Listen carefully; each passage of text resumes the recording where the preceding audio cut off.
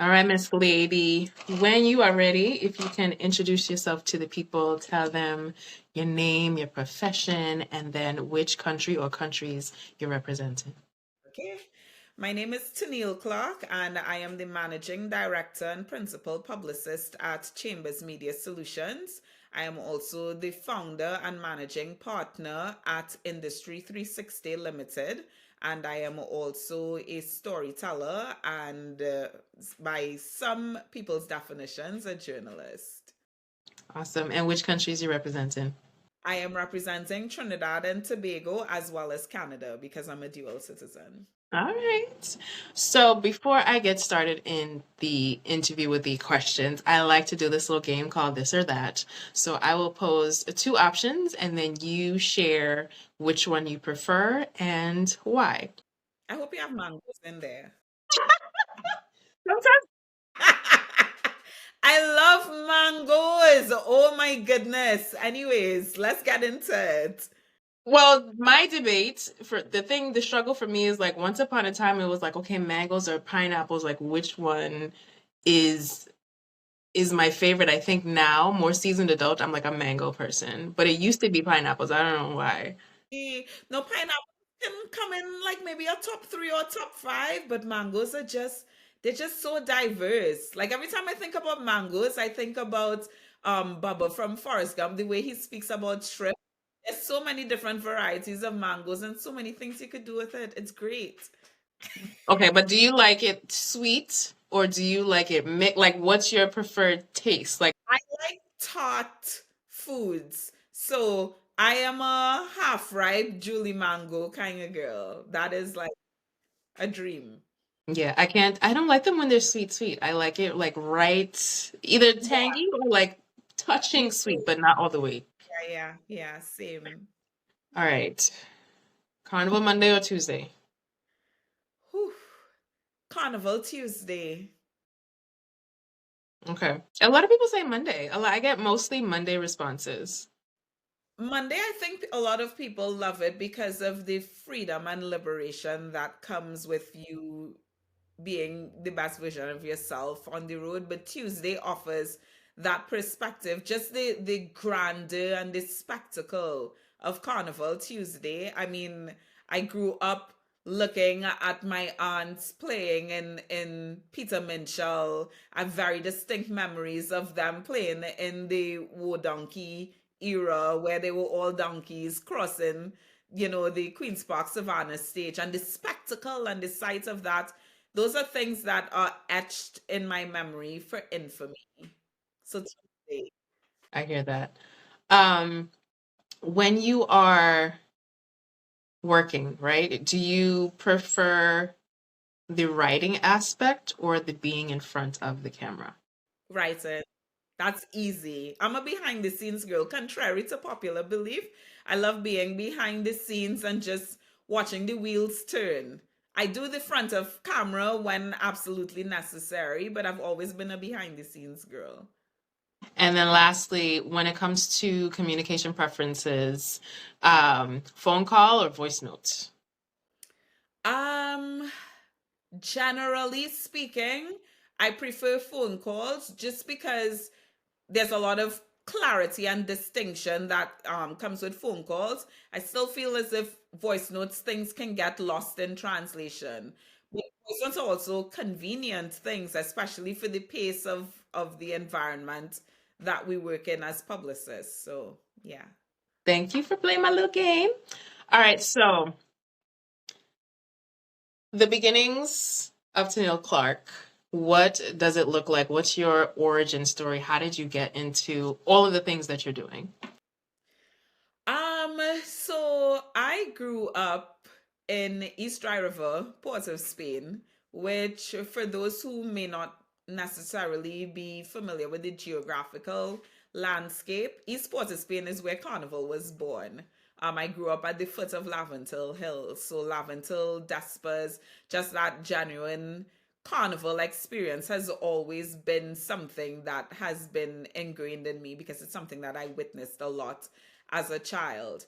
I went to Bishop Anstey High School in Port of Spain, And about a year after I finished high school, I migrated to Toronto. My mom actually lived in Canada for most of my life since I was 3 years old. So I migrated to Canada. I went to York University in Toronto. I lived there.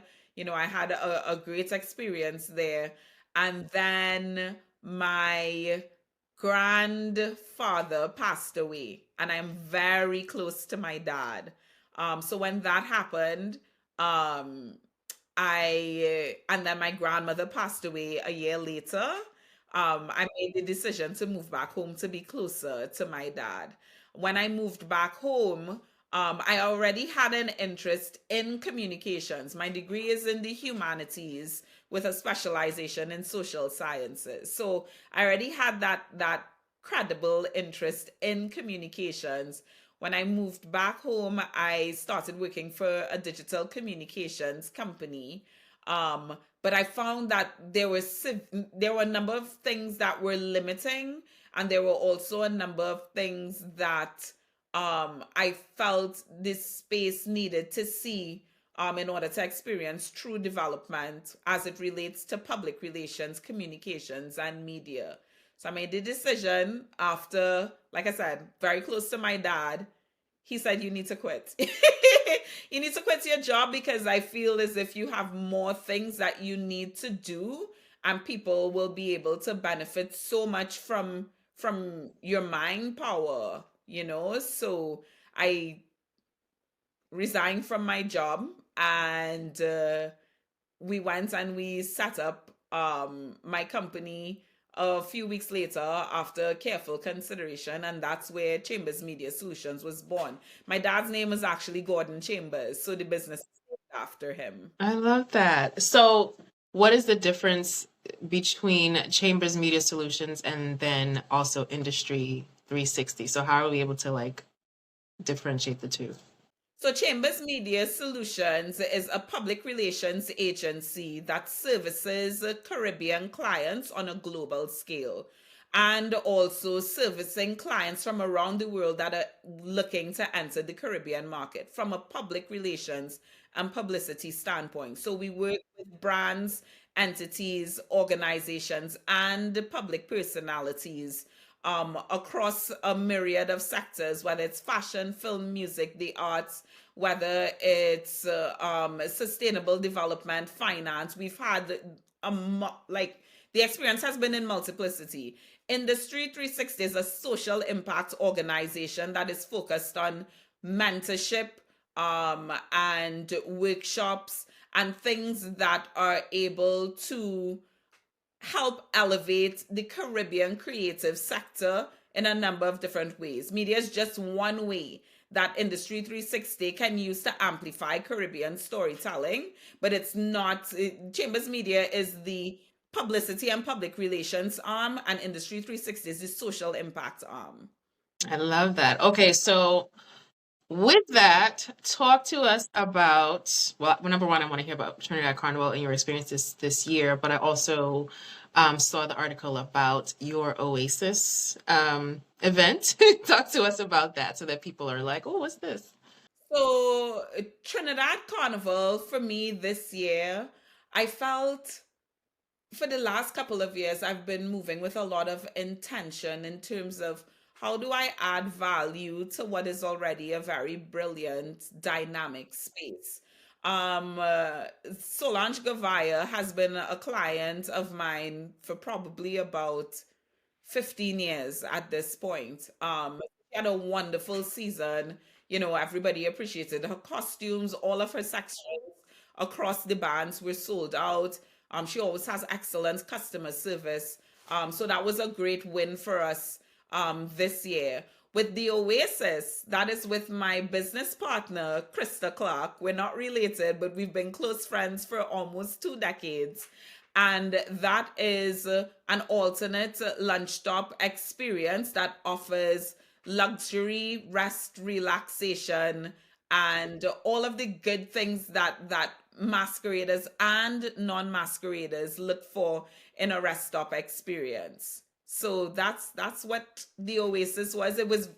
this was the third year of our execution. It's always very well received.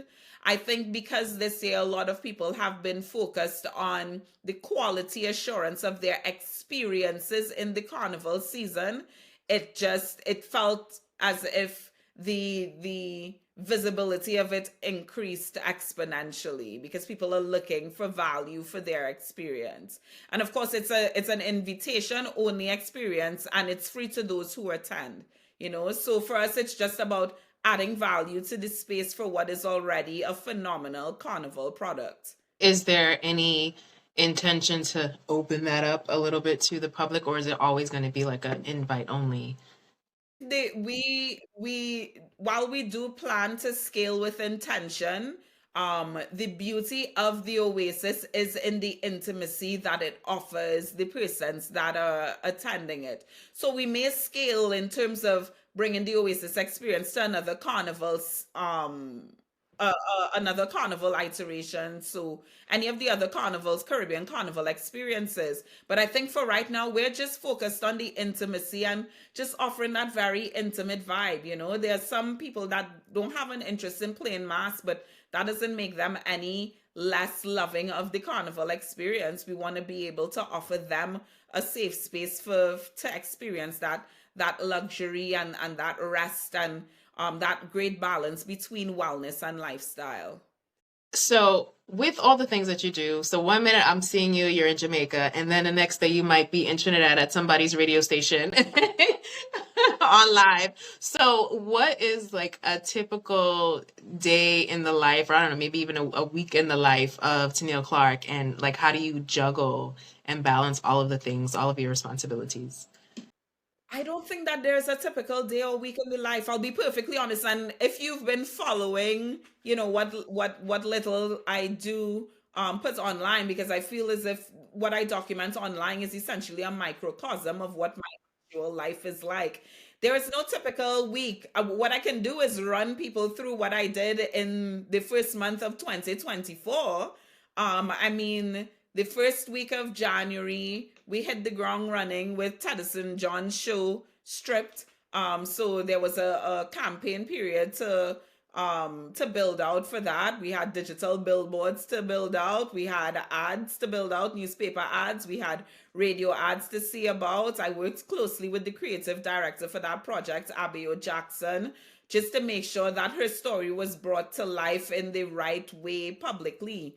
And then maybe week 2, that's when we really started to get into the nitty gritty for Solange, because we're looking at costume distribution, we're looking at customer service, making sure that everybody has what they need, that they're happy and satisfied and comfortable with their costume and the overall experience. The third week in January, I was preparing. Tedison show actually happened. Solange was preparing for costume distribution. Hector also had Bob Marley One Love film coming out, so I actually flew to Jamaica the third week in January to make sure that he was good for the red carpet experience and things of that nature, which obviously, I mean, the Bob Marley, shout out to the Paramount team, etc. A brilliant film.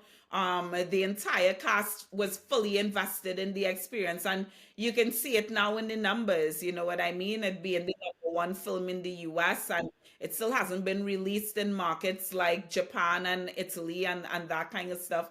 And then the last week in January, on actually the 31st or the 1st, I flew to Grenada because Grenada had their independence, 50th anniversary independence. I'm so proud to partner with Melissa and Pure Grenada and the Grenada Turns 50 committee, with involvement from the Prime Minister, the Honorable Deacon Mitchell, and all of the other private and public stakeholders to reintroduce the press trip experience for Grenada as a precursor for what is to come for Mass. And then I came back and we executed Trinidad Carnival, Solange on the road, and all that kind of stuff. And now I'm still dealing with Bob Marley interview requests and things of that nature, which is fantastic for Hector as a debut Hollywood actor that has worked very hard to get to where he is now. and we keep moving. Busy, busy. So this was not a question on my on my pre-interview question, but what does it take to become a client on your roster? Like, is there ever a moment where you turn someone down? I do, and that's the reality of this situation. I guess after being in the business for so long, it's a two-way street. The client chooses you, but you also choose the client as well. I've always been very passionate about working with people in the orange economy, creative industries. I think that is one of the Caribbean's greatest, most valuable, richest exports products. So I have a tendency to work with musicians and artists and designers and things of that nature, but I also am very much focused on scaling with intention, regardless if you're talking about Chambers Media or Industry 360 or the Oasis, or even with the stories that I write. I'm always scaling with intention, and I try not to overpromise and underdeliver, because I'm very, very laser focused on quality assured work. That's me all the time. So yeah, you do have to very much be aware and cognizant of what your schedule looks like and what your capacity is. That's the reality for any business owner. And I always tell people, just make sure to deliver on the things. Focus on doing the small things right. That's always what I try to achieve with my work. Switching gears a little bit. So I'm going to throw three words out there: journalists, influencers, bloggers, or content creators. What feelings come to mind when you hear those words, either individually or collectively? Because there has been a lot of conversation about influencers versus bloggers, or who's doing what and who's annoyed by what from viewing them and such. I think the integrity standards for those three categories are always going to be different, and they'll always be evolving. But the common thread or the commonality among the three of them is storytelling. They are all storytellers. They all have a duty to bring words and experiences to life for the people that do not have the opportunity to firsthand touch and feel and see and taste and experience these things. So while the integrity standards may be a little looser with some of them and a little tighter for journalists, certainly, there are international journalistic standards and such. Storytelling forms the basis of everything that each of those categories do. So I don't feel any way towards the work that any of them do, because I think they're all valuable. And at the end of the day, they have their piece of the puzzle in the grander ecosystem that we all occupy. Thank you. That was well said, girl. You be doing this. Thank you. And then another, I would say, controversial topic recently has been about like the state of Carnival. And, people you have one set who are appreciative of where it's going. You have another set of people who are like, I don't like where it's going. We're losing tradition. We're losing culture. What do you feel is happening? How do you perceive Carnival right now? I think that there is space for all of the elements that are being birthed or have emerged in this space. But what I think we need to do is just remember the nucleus of everything. I remember when I first took Blacks on as a client, one of the first things I said, you have your story. Everybody knows your story. You're a Black boy that grew up in South Trinidad and then moved to Laventille, and your career blew up. But I said there's certain things that we have to formalize. You have to do a photo shoot. B was never a fan of photography for whatever reason, but he understood why it was necessary. We actually did his first photo shoot at Dr. Leroy Clark's house. And when you go by Leroy Clarke, you have to sit down and have a conversation with him for about an hour before you can start to do the work.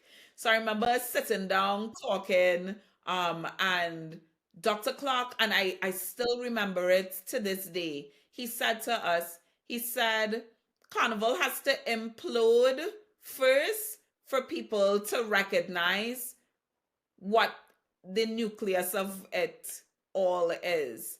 And he never gave a definition of what implosion is, but maybe his version of implosion is what is happening right now in terms of the very polarized dialogue that is happening on the circuit. I think we have to remember where Carnival started and who is responsible for it. I am always up for the growth and the development of this space. I'm always up for looking and seeing and observing dynamized ways for people to bring economic impact to the carnival space. But as a girl that was born and raised in East Dry River, Port of Spain, when I see things like the parade routes being diverted from the back of the bridge, that breaks my heart. That's where I grew up. Like that's my stomping ground. So I really think that there needs to be a more multidisciplinary, inclusive approach to the carnival experience. And I'm speaking specifically about Trinidad Carnival because one, that's where I live, and two, that's widely considered to be the mecca of it all. So I really do believe that we need to take that inclusive approach and recognize the layers of value that the Trinidad Carnival experience brings to the carnival circuit. When you think about traditional mask characters like the Dame Lorraine and the Peregrinade and the Bat and all of these other characters, when you think about stick fighting and bois, when you think about calypso dance, there's space for all of those things. But if we are now zoned in on just one particular element, which is the mass, where does that leave in the peripheral vision of all things? Where does that leave the other elements that are so valuable and so intrinsic to what we do in the ritualization of the carnival experience? Where does that leave the things that matter to us from a historic standpoint, from a cultural standpoint, from a heritage standpoint, from an economic standpoint? Where does that leave those subproducts? And where does that leave the people that participate in those subproducts? Are you saying that they are less valuable to the indigenousness of this space because there's no place for them? Can't be that. We have to figure it out. And that requires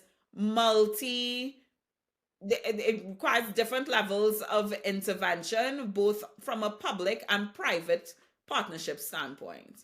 Yeah. So if you had to get like very granular, like three ideas, three things that you would implement off the top of your head to kind of make that happen. Three things.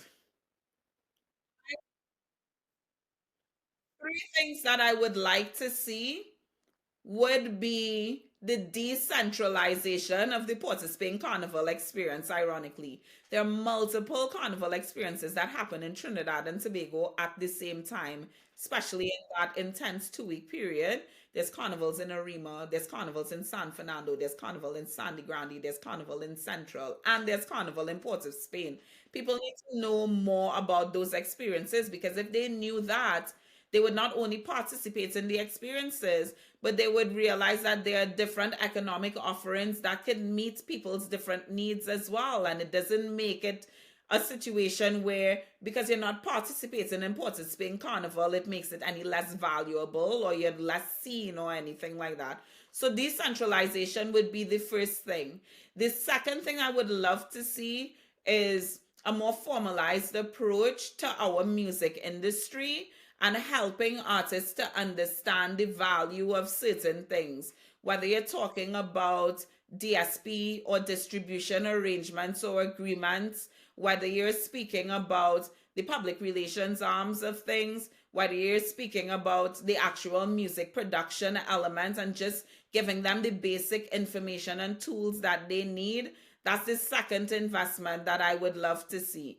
The third thing that I would really love to see is some kind of production facility that supports carnival designers, not just in Trinidad and Tobago, but in the Caribbean.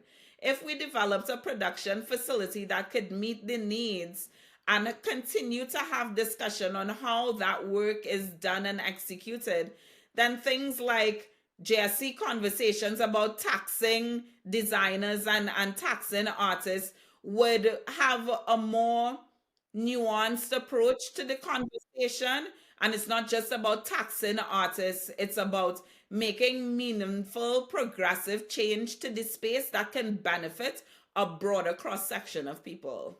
Those were good. When you were talking about the decentralization and all of the different carnivals that happen in different areas of Trinidad, what do you feel like is the underlying reason? Like, because a lot of people don't know that. So is that more of is that more of a publicity thing on their end for not kind of pushing the information out, or do you feel like it's more on those who are interested in attending to do the research, or is it both? Both. I think that our public sector arms have a responsibility to inform and advise the public, and that is a perennial activity that can't just happen in a 3-month radius. To inform and advise the public so that they're making informed and advised decisions. But I also think that people need to do the research and find the touch points and the heartbeats of the different carnival experiences as well. And I also do believe that we as Trimbagonians also have a responsibility to be brand ambassadors in our own very little way, in identifying what those key elements are and sharing it with the people that may not necessarily have access to the information. I've been in so many comment sections of various posts, and you have the people who are like, nope, we're going to start gatekeeping and to keep people out of the country. And then you have, the people who are kind of like, soca to the world. So it's just been a very interesting couple of weeks kind of reading through all of the things that are, taking place. All right, back to you. Your most cherished accomplishment thus far? Goodness. As a publicist or as a writer? As a writer, just because it's recent memory and because we're just coming off of another carnival season, the story that I wrote for Elle magazine, the Everybody is a Carnival Body story that went completely viral, which I was not expecting at all. Like, I just knew that I wanted to write that story. And I had a phenomenal editor in Danielle James, whose parents are also Trini. And she just believed in this story, took tons of research, lots of months of digging and making sure that this story was airtight. But when it was released, I just felt as if it just blew people's minds that a story that is born of us is placed in the biggest fashion publication in the world. Like, statistically, there is no doubt where Elle is in terms of publication reach and things of that nature. And when Danielle told me that this story reached it, there were millions of hits on that story on the website. It's one of Elle's best performing stories for 2023 out of the thousands of stories. So I think for many different reasons, as a writer, that was a high point for me. As a publicist, wow. I mean, there have been a lot of things that I feel like I've been able to achieve for us as a region. But again, just because it's top of mind, we're in the current happening of one of those journey high points is representing Hector. I mean, Hector has been my client for almost a decade now. We started when he was the percussionist for Chronics and Zinfan's Redemption. And we scaled with intention and grew his identity to be many different things. I mean, he was a musician, he's a music educator, because he graduated from Manley College for the Visual and Performing Arts in Kingston. And now he's a Hollywood actor, you know. So just to witness that meteoric growth from him over the last few years, and just seeing all of that hard work really, really paying off for him, that for me, that is a joy that continuously gives, and it continuously feeds. It feeds my ability to want to help more people. It feeds his ability to show Caribbean people, Caribbean creatives in the region that these things are actually possible. And it feeds our community as well, because we are now visible to the entire world because of this Bob Marley film. I'm going to pretend as though I don't know much, and I'm so that we can educate people. And there are individuals who are looking to get into your field, right? So, number one, how do publicists and managers differ? Publicists are responsible for telling the story, and managers are responsible for accessing the resources so that the stories can be told. That's the simplest way. And managers are also not booking agents. They may double up in terms of having both profiles under their portfolio, but in most instances, especially when you're speaking about music, um, managers and booking agents are separate interests. Okay. And then in terms of your writing, so you write this article, you publish it. How do you then, how does the monetization happen, or does it not happen? What does that even look like? No, I'm paid for the stories that I write. So I think the biggest or the most daunting challenge for persons that are looking to enter the writing space is not knowing how to get the stories landed with the with the different publications, and the level of difficulty, especially with the rapidly changing media space right now. There's so many layoffs and such that are happening, so it's making it a contentious space both for full-time writers with publications and for freelance writers as well. But there is no way of you getting around pitching and strengthening your pitches, because I do it all the time. I pitch to new publications all the time. But you have to strengthen your pitch and just make sure that you're doing the research, you're making sure that it's a right fit for the publication. Is it a story that absolutely needs to be told at this point in time? Is it an evergreen story? You have to do the research. There's no easy way around it. There's no magic wand. I I do the work like everybody else. Yeah, thank you. So you just gave one tip, do the research. What are a few other tips that you have for people who are looking to kind of follow in your footsteps? Maybe you can ask the universe for 28 hours in a day. No, but with that being said, time management is also a really, really important, critical action item. You have to manage your time. But you also have to rest. You have to rest, you have to rest, you have to rest. You have to make sure that your body is ready and willing and able and capable of taking on the weight of the responsibilities and the workloads. And as I mentioned earlier, do the small things right. Um, I think people underestimate often how much people pay attention to the little things. Hmm. And it was me doing the little things right consistently for a number of years that helped me to crack the ceiling.